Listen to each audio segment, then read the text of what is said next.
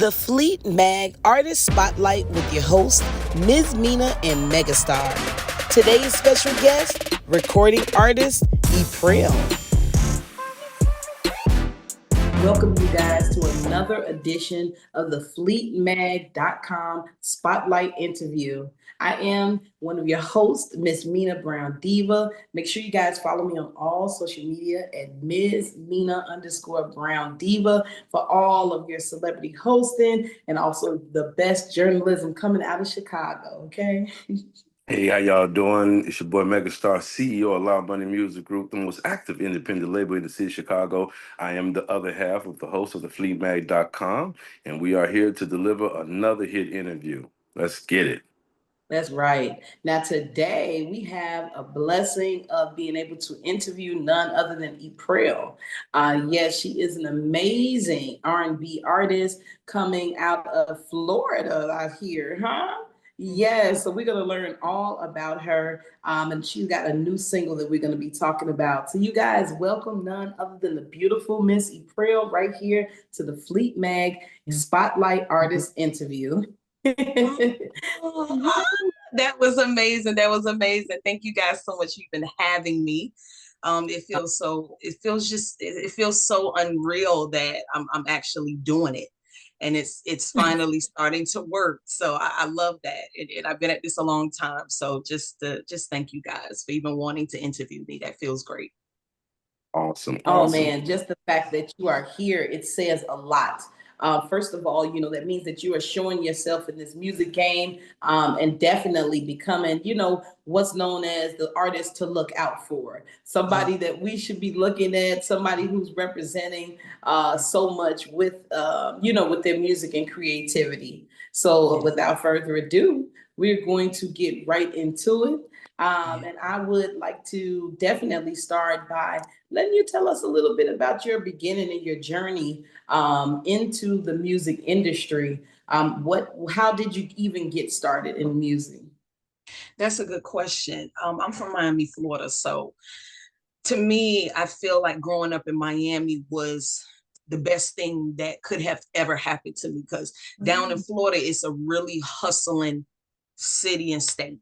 And it really, my humble beginnings was very bittersweet. I'm the third child, okay? I'm like the middle child of 4 girls, okay? So literally, I was always a curious little girl. I learned that very early on, that when other kids was looking for love and attention, I was more or less like, okay, I got music. This music, and I was always surrounded by music. My mother played music. My auntie always played music, and that's where I discovered music. Down in Oaxaca, I was in my grandparents' home, and one day my auntie was folding clothes, and I'm just there sitting there, my 6-year-old self, and she was like playing this record, and I was like, I'm hearing my life, my life, my life, my life in the sunshine. I'm like, what? What's that? I said, hold on. So I'm just getting up and I'm following the sound. And I picked this CD up and I looked down and I'm like, Mary J. Blige, My Life. Who is this? And that moment right there for me was like, I can't sing. I never sung before, but I'm loving this energy of music and like telling a story. I felt very early on that I could sense energy on a level that maybe other people couldn't. And I could feel other people's pain through their words, through their music. And Mary, for me, was that first artist that really captured me with her tone. It was something that was pain, but it was like that grit. It was like, okay, I love what I'm hearing, but I didn't know I could sing. And then my auntie started introducing me to hip hop, of course, R&B, jazz music, pop music. And it just started to grow. And then I begged her for that CD. I was like, can I take the CD home? Can I take the CD home? And wow. I started to learn. And then my parents had brought me this huge karaoke machine. And you could put like 5 CDs in it at one time and literally create a demo. It could turn into a karaoke machine at any time.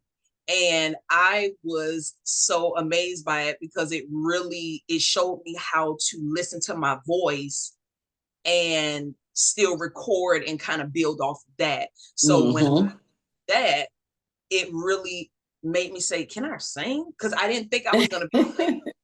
I thought I was going to rap. I thought I was going to be a rapper because I used to always mimic rappers like Trina, Little Kim, Eve. And God was like, nah, you're going to sing. So that's so crazy because that transition, that's a big difference. And then when you do hear Miami, think of Miami and Florida, you do think of like the rap, the Trina, all of that stuff. And Mary does hit us with a whole different presence. You know what I mean? She changed your life, okay? Oh yes, and just the hip hop and R&B that she meshed together in the beginning of her career, and just that's where my heart was, because I felt very lonely as a child. I felt kind of neglected. And so I learned very early on how to keep myself busy. Okay. So that was kind of, music was like that gift that God gave to me to say, here, take this and occupy yourself with it.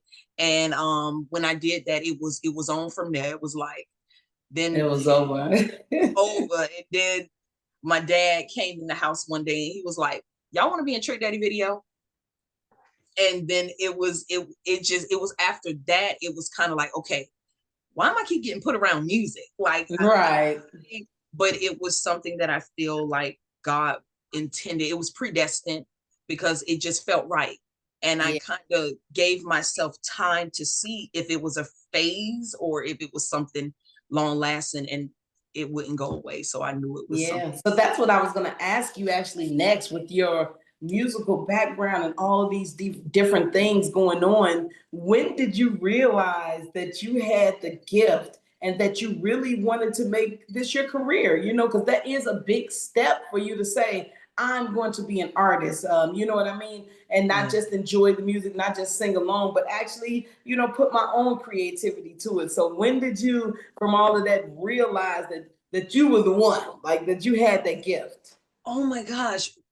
Through my hustle, through the trying to find my voice, getting in the closet and begging my parents, hey, can you get me some the blank cassette tapes?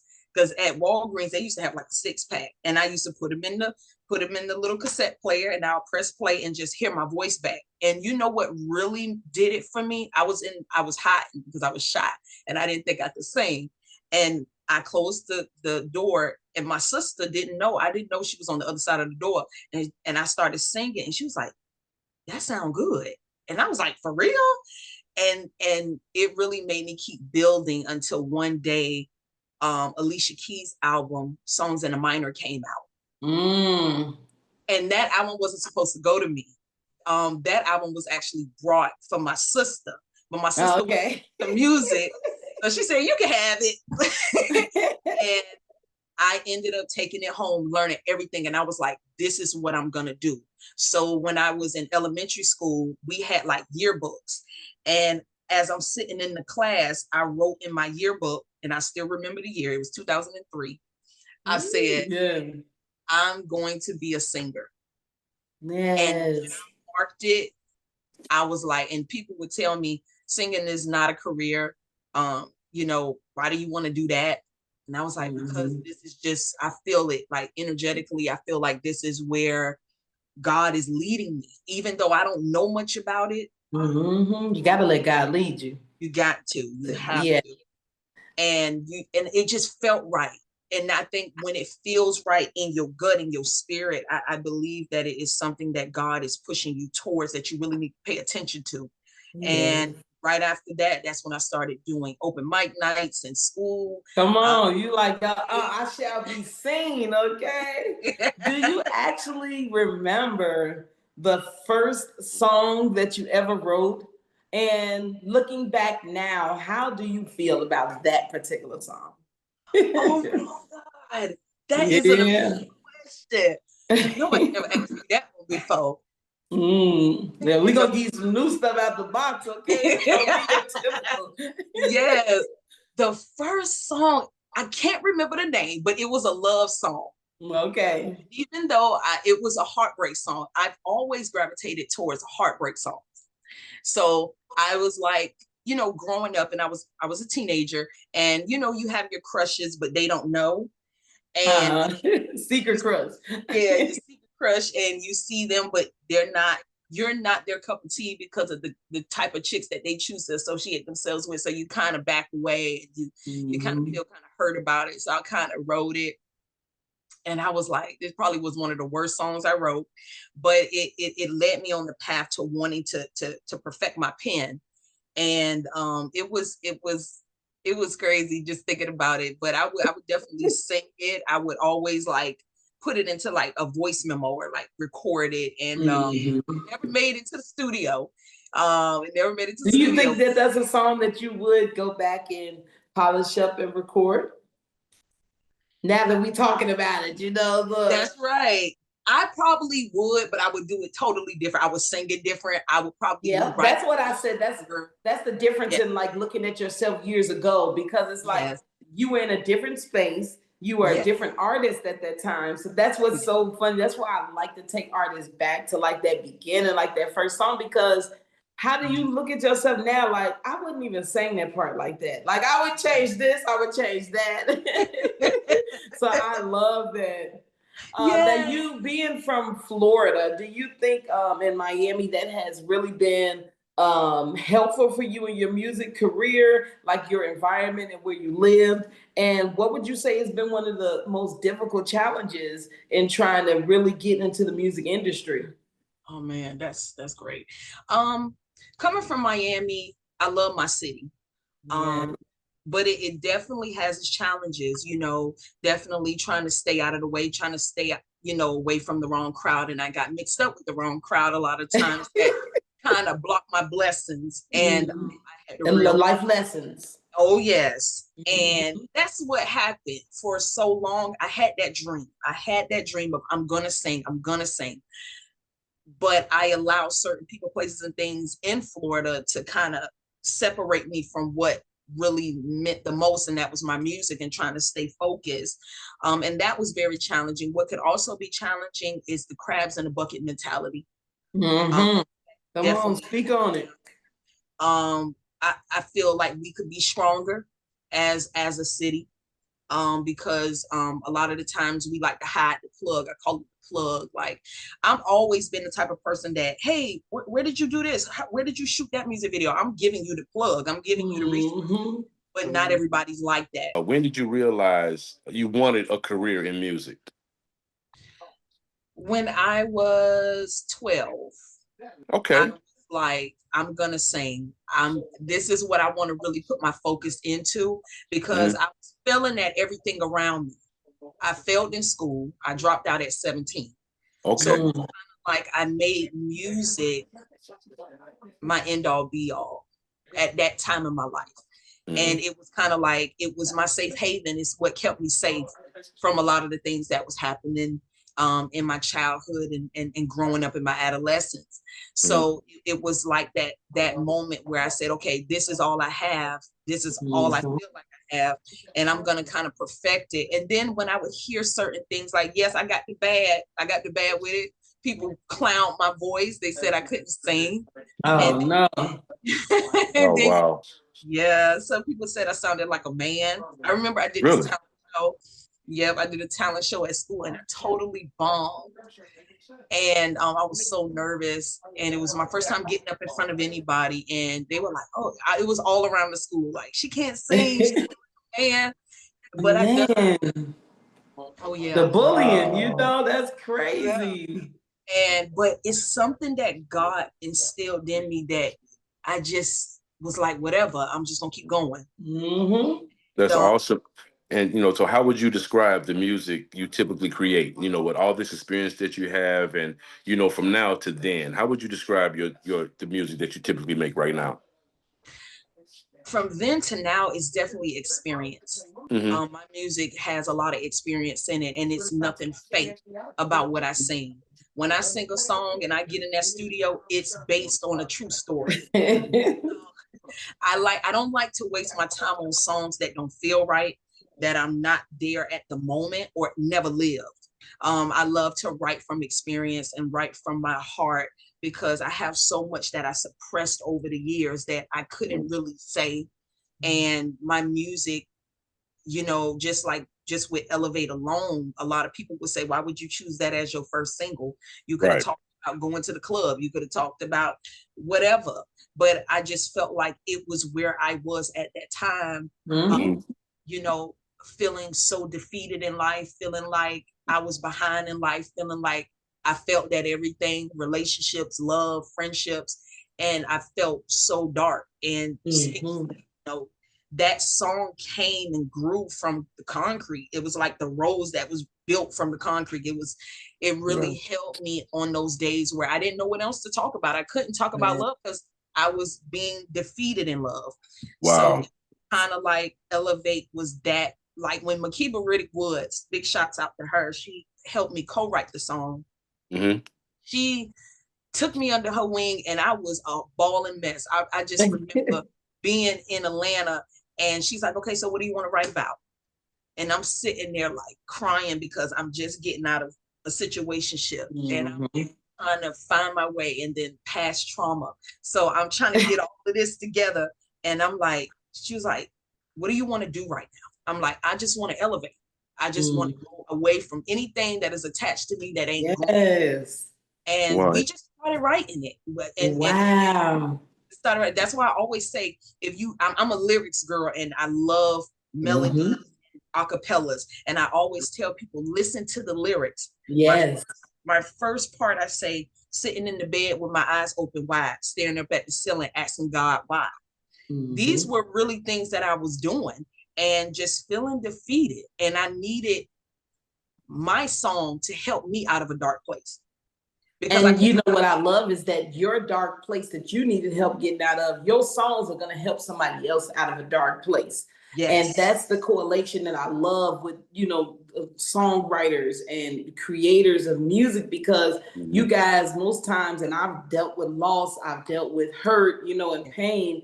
And sometimes them songs, baby, they bring it about you, but like, oh yeah. Did you hear what she said right there? Like, she really hit that. You know what I mean? And even the title of your first debut, like, I feel like you kind of just even said that, Beauty for Ashes. You know what I mean? Like, just me looking at that, Beauty for Ashes, is like we give so much to get what we think we want, and sometimes we don't get that. You know what I mean? And that's just what I kind of see from it. But I want to know, what does that mean? And is that kind of what you meant by that pain, and that, how we can bring beauty from it? Because all the Mary music, like you said back in the day, she was hurting. Oh, all that pain, even Rod Wave, my son, my kids love like music like that. And I always say, he's just so sad. Why he's so sad? And they're like, Mama, you got to relate. And then it's like I'm at a place where I can relate to a lot of that stuff. So that pain. Well, pain music is relatable, when you're going through certain is. things. Because that led to my next question. Because with everything you just said, how do you balance your life as an entertainer and with your family life? Dealing with all of that. That's a good question. One thing that I learned was I'm not in control of everything, but I know how to control my environment. For so long, I allowed my environment to corrupt me, and it took me away from music. Like, a lot of people wouldn't notice, but in 2020, I wanted to quit music.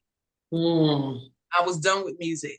And then God sent me Makiba Riddick Woods. And it was like, literally the next year I started working with him. I'm like, I was done with music, God. I didn't feel like my life choices at that time was not the best. It's like you're being the most smartest person to other people, but the decisions that I was making at that time was not smart. It's like 2018, I was supposed to drop an EP, but I felt like I was putting my eggs in one basket with people that really didn't want to help me. They were just around, and it was like, but I'm serious about this. I really want to do an EP. And it just kept going and going and going and going. And then one day, it's like God linked me with Ryan Bowser and Makiba Riddick Woods. And then it's like I'm sitting and they handed me beats and we're writing. And I'm like, okay, this is where I want to be. Once I got the the people that were not fit for me out of my life, that's when my blessings started to come. That's when my creativity started to come. So I learned how to say, okay, I'm going to let this go, because we hold on for dear life to things that we should have never even gave a conversation to in the first place. Yeah. So Yeah. I wanted to learn that, okay, if I'm ever going to live a happy life, I have to be content with where God is taking me. Absolutely. Absolutely. And And I willing to can't, sacrifice. Yeah. yes. And that's what I was willing to sacrifice, not having friends, not being in love, not being in a relationship, whatever it meant to get with God, one with myself, and reintroduce Tunnel vision. me. Do you hear me? That Because tunnel vision. tunnel vision. And it was literally that for me.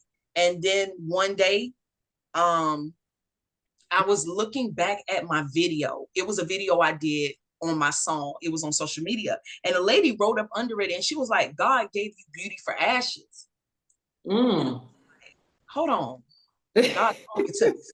So I went in my Bible, I went to Isaiah 61, chapter 61, verse 3, and it was like, God gives you beauty for ashes. And when I look back on my life, I was like, scratch everything. This is the title of my debut EP. Every dark place I've been in, everything that I've endured over the course of 32 years of living, my pain will be rewarded through my music, because now I get to share what I've been through. Just giving them an appetizer of just a little bit of what I've been through can now show you that the pain that we go through, you will be rewarded at the end, because God always gives us beauty for ashes. Yeah. He gives us our reward at the end. He gives us double for our trouble, you know. Yeah. And that's what the EP represents, and just that embodiment. Come on, speak to us, sister. Come on again. Okay. Thank you. Speak to our soul. That's what I mean. Thank you. Yes. And that's what I wanted to bridge the gap between pain and happiness, dark and light. So Yeah. that's what I'm bridging together. And knowing that it's okay to hurt, just don't stay there. Yes, I know that's right. I love that. I love it. Thank you. Mm-hmm. I love it too. I can't wait for y'all to hear it. Oh man, yes. And I'm just so proud of the journey. You know what I mean? Just listening to you. Some artists, we work with, we can just get the information and just interview and stuff. But a person like you seem so down. I wanna talk to you off air. Like, girl, can I call you later tonight? Yes. Anytime. Yes. Just so down to earth. So is that your ultimate mission that you want to put out in your music? Is that you have been, are you trying to help people through the journey of their struggles, and that it is a light on the other end of the tunnel? What message do you want to leave your fans with ultimately? That I'm a vessel. I'm not here to seek fame or fortune. I'm with God, and God is with me. So I know that that's going to come. That's never been I've always been the type to wait my turn, literally. I've never sought out those things. When I first started singing, all I wanted to do was tell my story, because my story is what separates me from everything else. How I develop a song and put my pain and my struggle and all the hoops and hurdles that I had to go through, all the drawbacks and the pain, and into a song, and put it into a melody, and then tell people, like, these are my beauty for ashes.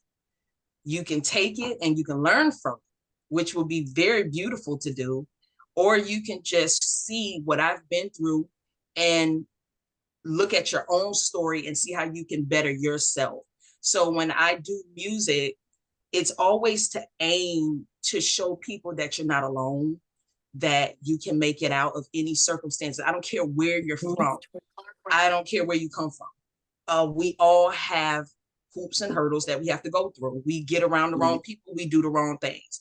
We meet the wrong person, they can do us in. And it doesn't matter. You can even have two parents in the household and still feel empty. You can have somebody right next to you. You can have 10 people in the room and still feel alone. And that was me. So I showcase that in my music, I say the things that people are afraid to say in my music. Because a lot of the times they're like, but don't say too much. It's like, no, I have to, because there's somebody that has been told all their lives, you know, we're going in this house, stay in this house. What happens with you, you don't talk about it. And I wanted to bring that out, especially in the Black community, that it is okay to say you're not okay. It is okay to know that ask for help, you know, help, and that you're not always strong. And sometimes at one point I got tired of being strong and I felt weak, but I always knew I wasn't weak to the core, because I'm still living. And this project, Beauty for Ashes, is dedicated to God, but also to the lost souls waiting to be found, because you're never lost. We can always get up and be redeemed from everything that we've been through. And I just wanted to show them that I'm just not your average, oh, I just want to sing and I just want to be just known. But it's a mission. To my ministry is my music. It's a mission. I'm here on this earth. I'm a spirit first, a human second. So we feel it. We feel it. We definitely feel it. Yeah. Thank you. And most definitely. Thank you. And I just want people to know that I'm here to share the wisdom of my journey with you, so that if I can save one soul through my music, I've done my job. I don't really, and word of mouth is everything, you know. So if one person could go tell another person that, wow, listen to this helped me, I've done it. And I'm thankful that God has chosen me for this mission. It's not an easy mission, because getting on that stage and really showing people who you are and where you come from out of nowhere is not easy. But vulnerability, you got to be very vulnerable to, you know, expose yourself. Yeah, that's true. Yes. That's just how it is for me at this point in my life. Yes. That's amazing. So what's next for Eprell? What's next for you? That's a good question. What's next is my next single, which I can't wait to drop. It's gonna drop. I don't want to go too much into it, because it's a surprise, and I just want to pop out. But it's definitely going to be another song that's gonna hit the hearts of a lot of people, that I feel is going to really relate. It's really going to pull at your heartstrings while still giving you that bounce, and you can still be able to play it, even if it may be a little dark. There is some light to the song as well, and I have so many more things I'm doing. I'm shooting the videos. I'm working on the release of the actual project, and getting back on stage and performing these songs, and just working on so many things that I'm even shocked that it's actually finally coming together, because you sit on it for so long, and you know, when you look up, you're like, okay, it's happening. Okay, I gotta be ready. Hey, and I marinated, okay, baby. You sit on it, that's like putting that seasoning on the meat, okay. At this point, I'm really ready. I'm focused spiritually. I'm just like tuned in. And I think when you do music is spiritual to me. So when I just thank God every day that I can be able to get up and say, okay, what we got to do today? What I got to do today? What I got to prove today? That's your happy place. It's my happy place, and I'm doing it independently, so I love that as well.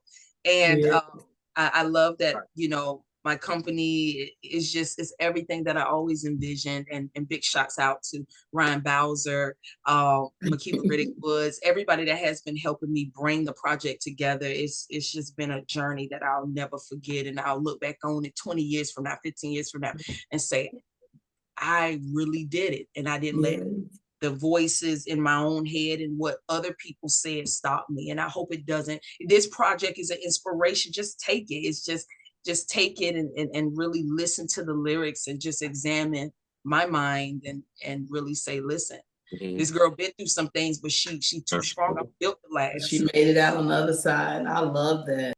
Yes, we definitely need the music so that we can play that on the radio stations. And of course, we're going to play the new single right here for the Fleet Mag interview.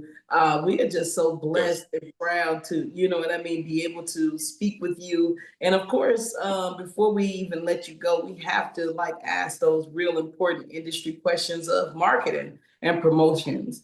Yes. How has, yeah, because there are a lot of artists that we speak to sometimes that don't invest in themselves. They don't see the value of getting themselves on radio and different things like that. And sometimes it's like pulling teeth.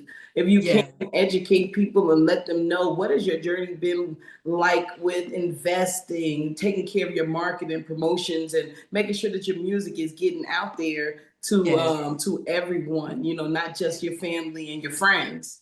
Yes, absolutely. I mean, Mhm. I'm everywhere on social media at this point. I'm Mm, really tying up all the loose ends with my website that I'm going to be launching very soon. We'll have everything on there, all the links to all the music, and working with MJ, my PR. She's amazing, and we're just really just honing in on what's the next move for me, you know, mm, and how we're going to really do the rollout of the next single of the EP, and it all have to happen, you know, at the right timing. But I know that it's going to happen the right way, and people are going to really appreciate it because I take, you know, pride in how I present my material and my works. So if I feel like something is not ready yet, I kind of hold off on it and I say, mhm. fix this. We got to do this because I take it very serious and I don't want to just throw anything out there that's not going to represent me well and my brand. So this music that is coming down the pipeline, which I'm super excited, and I can't wait to share it with you guys. Yeah. It's really going to be amazing. The music videos, the visualizers, everything. And what's so crazy is I pretty much do everything myself. And then I have my graphic designer. So it's like really like that independent hustle, but Mhm. I don't want people to look at it like an independent hustle. It's independent, but I want them to be like, wow, this look like she on a label. And then she got to, Exactly. Yeah. so Right. I really, That's all about branding and design. You know what I mean? So mm-hmm. yes, you are doing the thing. I'm so glad Absolutely. that Absolutely. we're here Absolutely. to even help you. We'll see talk even more Yeah. because not only the Fleet Mag, the Fleet DJs coalition in a whole is here to help independent artists. And definitely just even being on this platform, like I say, I love when we introduce the artists that have a story to tell, that have something behind them, and that's actually making some dope music I can vibe to. Like, we locked in. Like, hold Absolutely. on. Yes, all day, all day. Thank you. Thank y'all. Yes. Y'all Oh are man, amazing. no problem. Do you have any performances or any shows that you'd like to tell people about that you have coming up? Yes, I definitely have where it's in the works right now, but I have some open mic nights that I'm going to be doing in Florida. I'm super excited about that. I'm also working on an amazing interview that is really going to shock everybody because this is bringing them a little bit into my world behind the Mhm. scenes, music videos, new music. I will be dropping the release date on my Instagram for the second single very soon. Okay. So please Okay. follow me on Eprell Music World. That's on Instagram, TikTok, YouTube, everywhere. And my website is going to be launched as well. So all of my news is going to be on there. And we have so much coming up that I just wanted to just shock y'all. I don't even want Mhm. y'all to see me coming. I'm just gonna just come. Come on, You hit me know? with a wow. Okay, hold on. We are so excited that for your projects, for your music, and we support you, and we are behind you. Yes. Okay, sisters, for sure. Not only, and what's crazy is that the Fleet Mag is worldwide. We're stationed in Chicago. We Okay. travel worldwide, but we also are affiliated with so many platforms and radio stations, and the Fleet DJs are everywhere. So Oh, this Gotcha. song, the single, the album, we're gonna make sure that people are hearing this. This is not the last you're gonna hear from the Fleet, okay? appreciate y'all.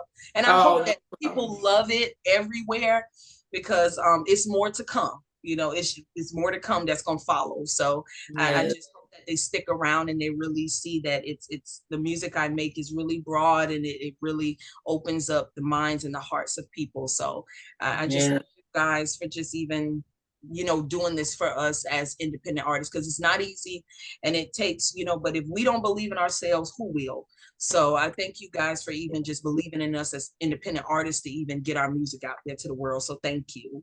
oh no, thank you. Absolutely. Yes. And guys, this has been another amazing edition of the Fleet Mag Up Close Artist Interview.